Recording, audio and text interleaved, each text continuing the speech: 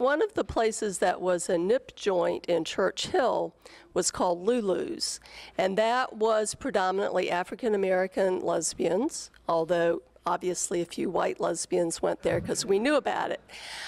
Again, that was the kind of place where they, they checked you out. You would generally be going with somebody that they already knew. And it was a great social environment. It was a lot like maybe the idealized notion of the neighborhood bar. It was the kind of place where people did know each other. They kept up with each other through that, and it was a great kind of place. There was another place called Smitty's.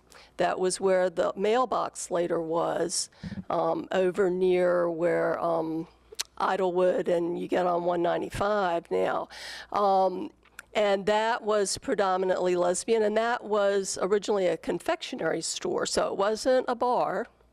It was a sandwich and confectionery kind of hangout place. So there were some different things. That was a little bit earlier than the Cha-Cha Palace. And yes, it was a real problem finding some place to dance. Nikki's that I told you about, you could not dance at Nikki's. If you went out to the country, you could dance out there in Goochland at that place. But most of the gay spots in Richmond, if you got up and did anything remotely like dancing or kissing or anything like that, the bouncer would enter in, or the owner, depending on the place, and say, no, you can't do that.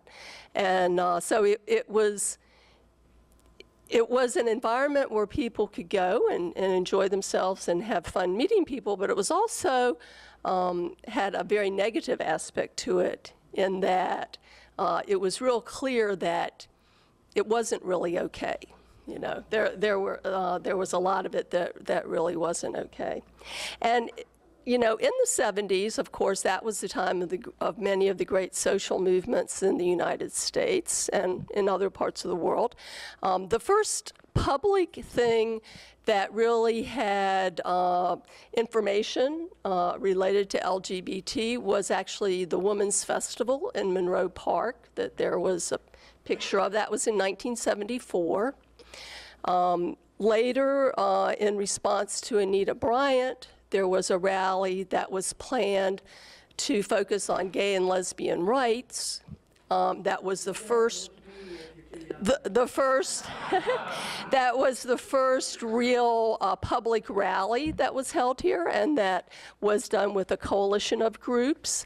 And about 2 years after that was when the first Richmond Lesbian and Gay Pride was held, and you saw something about that up there. There were a number of groups in Richmond at that time, more than 10.